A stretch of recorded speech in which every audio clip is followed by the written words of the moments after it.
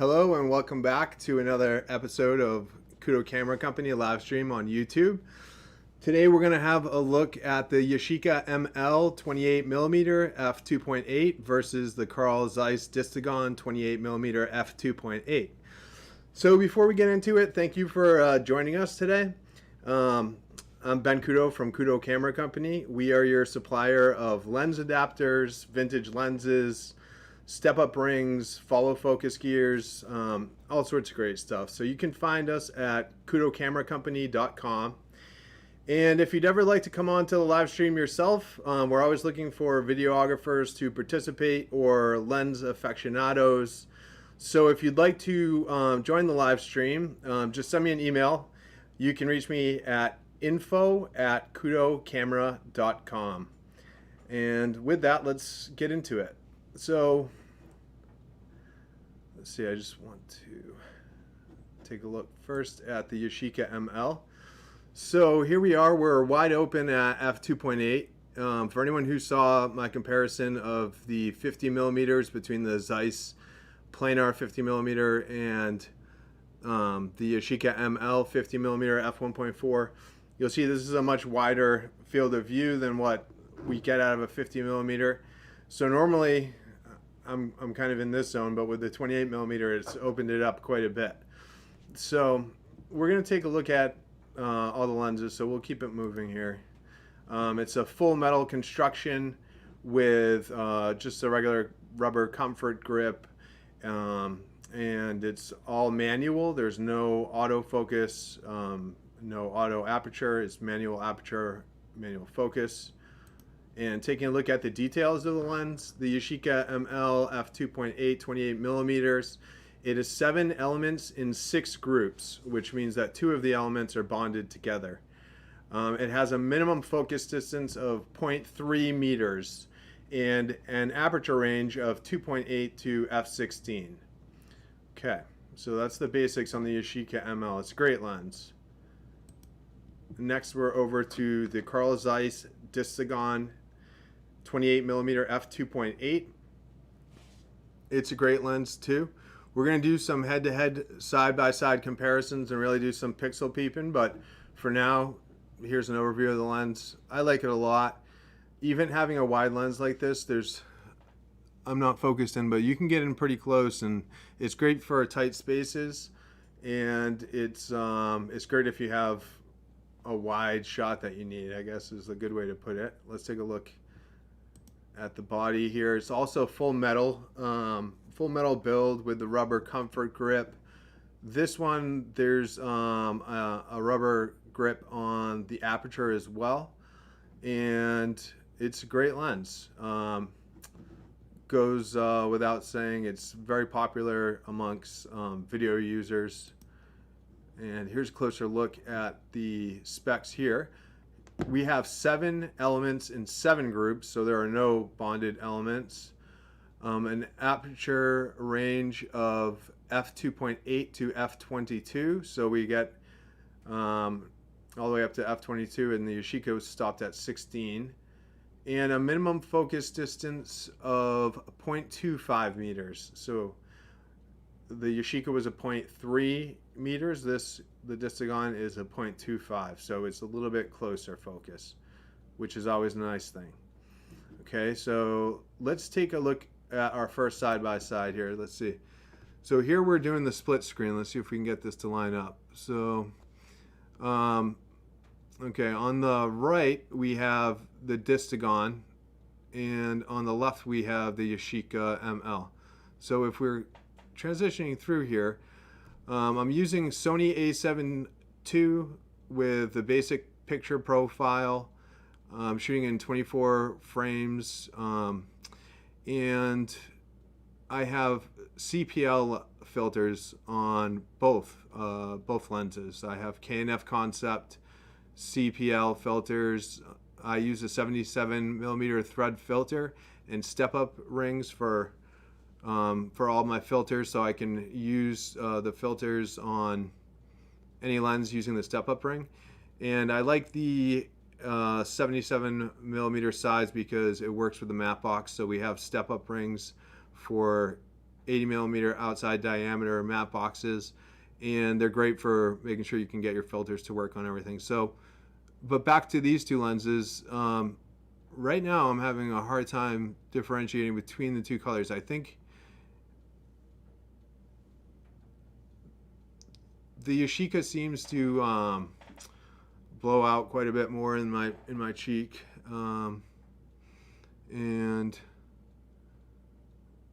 the planar seems to hold the flesh tones a little bit closer. So this is very similar to what I saw on the 50 millimeter Yashica ML versus the Zeiss planar. So I like that. That's a pretty good comparison. Let's take a look at the elements, the diagram of the elements here.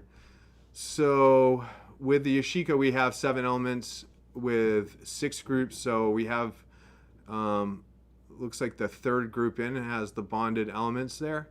And with the Distagon, we have 7 elements, just 7 elements. None are bonded, 7 elements, 7 groups. So let's see if we have a fit, if they match at all, because they're performing pretty close here. So let's see how they overlay and see if we have a match. Let's see. No, we don't. So the back looks, when you look at them apart, they have similar properties. You have the furthest back element, the second one in, and the third one all look similar, and then things get a little different from there. So when we see that overlay one more time, it just doesn't pair up. So let's do some pixel peeping and see side by side how they look. So far it seems like they're both great lenses. So in the future, I'm going to be comparing some lenses that are more different than these two lenses. I feel these are very similar. So with the Yashica ML line so far, with the Carl Zeiss line, the CY line, it's been very similar. Here, side by side, I'm noticing that the Yashica is, it seems like it's just a lot more white and doesn't have a lot of the flesh tones. I feel like there's a little bit of a green cast to it, and the Zeiss seems to hold color pretty well. So with this, I'm going to stop down. So right now we're wide open on both lenses. Let's just stop down here.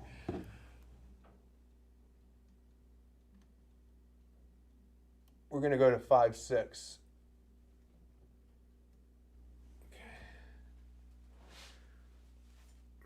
5.6, we're going to need a little bit more light.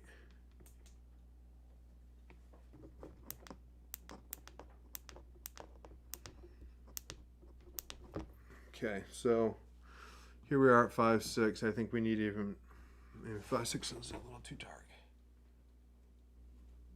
We're going to have to go down to f4. Okay. So compared to f2.8, now we're at f4. I tried to go to 5.6, but it seemed like it was a little bit too dark. So we'll have to work on some of the settings if we want to go all the way to 5.6, but that's fine for now. So for f4, I do notice the background looks a lot sharper. Maybe this is a bit of a more professional look, and I think it's great. I think it would do well for an interview. Maybe something that's a bit more corporate, or maybe just something that shouldn't be so artsy. And then we'll go wide open again as we switch views here, but let's stay in f4 as we go into the 2-time crop and just see how we're doing for sharpness. Okay, so here we're pretty sharp. We'll take a look at some colors in a second. Falling out here. Let's get my trusty camera here. Okay, let's see here. What does that look like?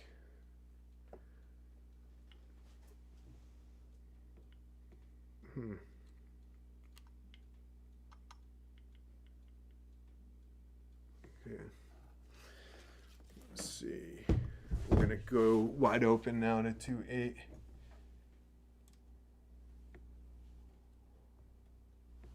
feels a bit like being an optometrist when I go up and switch the dials. So let's see how we're at 2.8 now.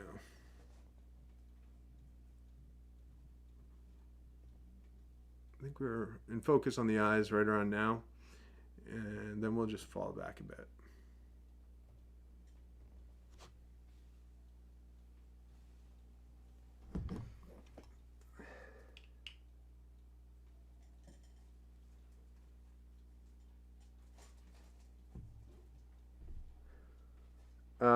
I just got this Canon rangefinder. This one's pretty cool. It came with a 50mm f1.8 and also a 35mm lens.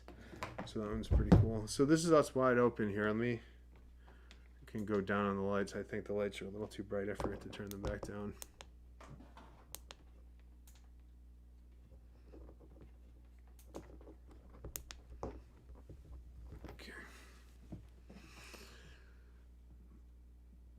So they both seem reasonably sharp even at 2.8 and also at f4. I'm sure they'd be even sharper at 5.6 if I could just work with the lighting a bit. But that's all right. We'll keep it going here. Let's take a look at the split screen one more time. And we could look at the split screen in 5.6 or f4, I'm sorry.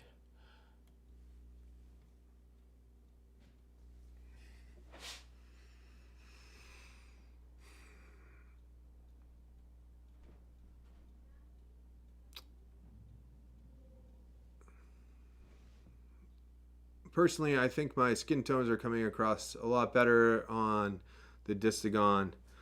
The Yashica seems like it's just a bit harsher. Just a bit harsher.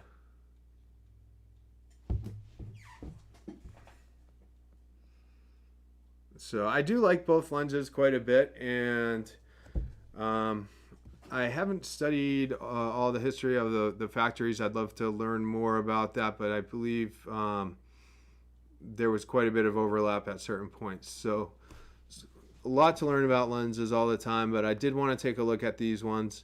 They're very close. So for the last stream and this stream, we looked at the Yashica ML versus the CY Zeiss. They're both Contax Yashica mounts, and they're both very similar. On the next live stream, we're going to be looking at two lenses that are more different. So let's take a look at the next live stream. I'll just give you a little preview here.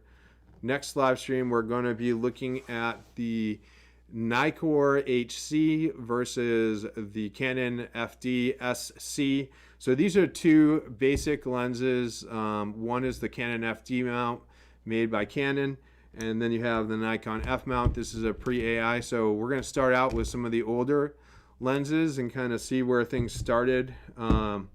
And then we'll go through other lenses and kind of see. But I think that we're going to see a lot more differences between looking at the Nikkor HC versus the Canon 50.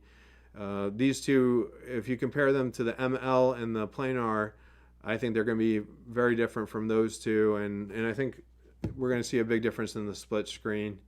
And I'm looking forward to doing this. So the 50 millimeters, these are up next. But going back, trying to see if there's anything else to point out at this point. Let me go back to the home screen.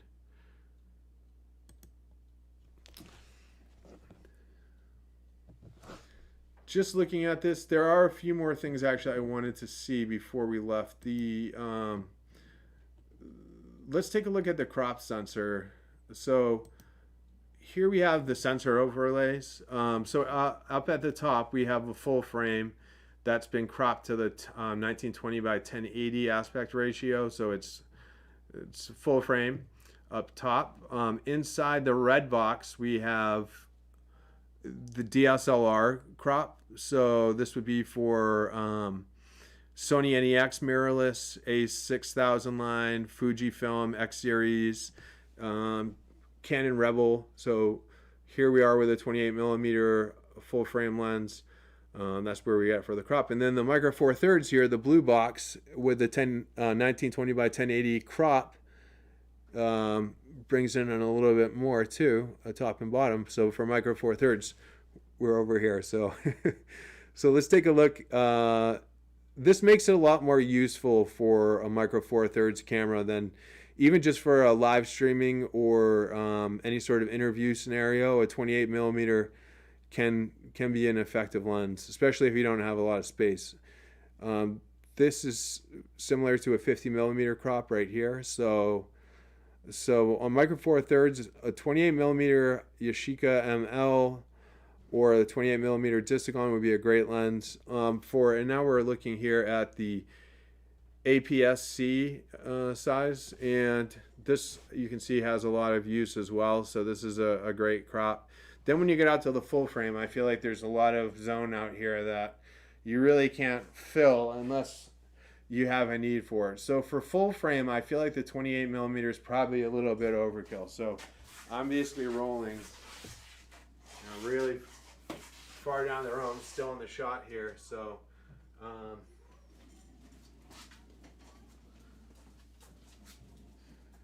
let's see.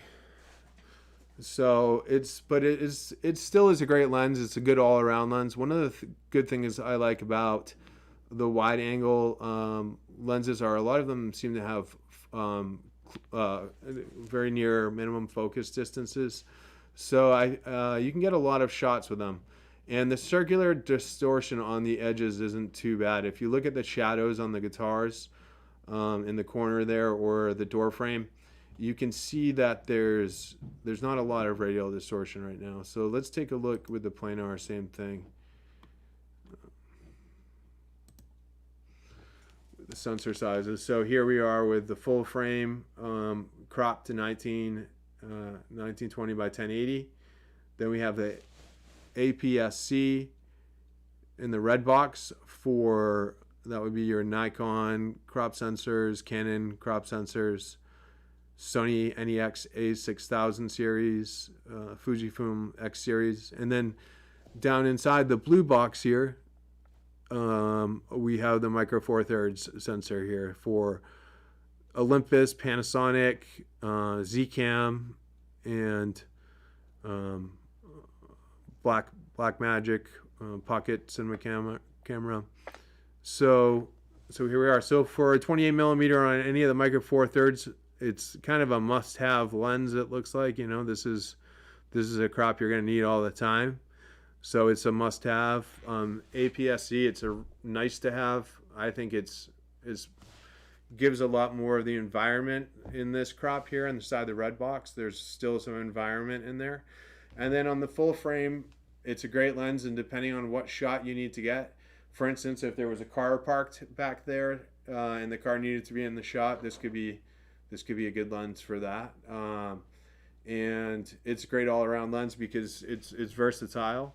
So it's a nice one to have. Let's take off these sensors. Okay, so here we are.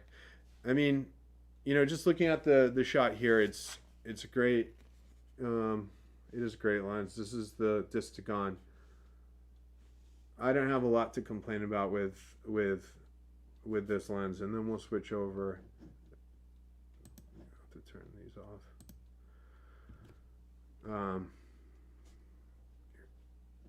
This is a nice shot too for me. I mean, can't go wrong here. And then we'll just look at the color side by side. So the let's see. The pink here is pretty vibrant on the Distagon.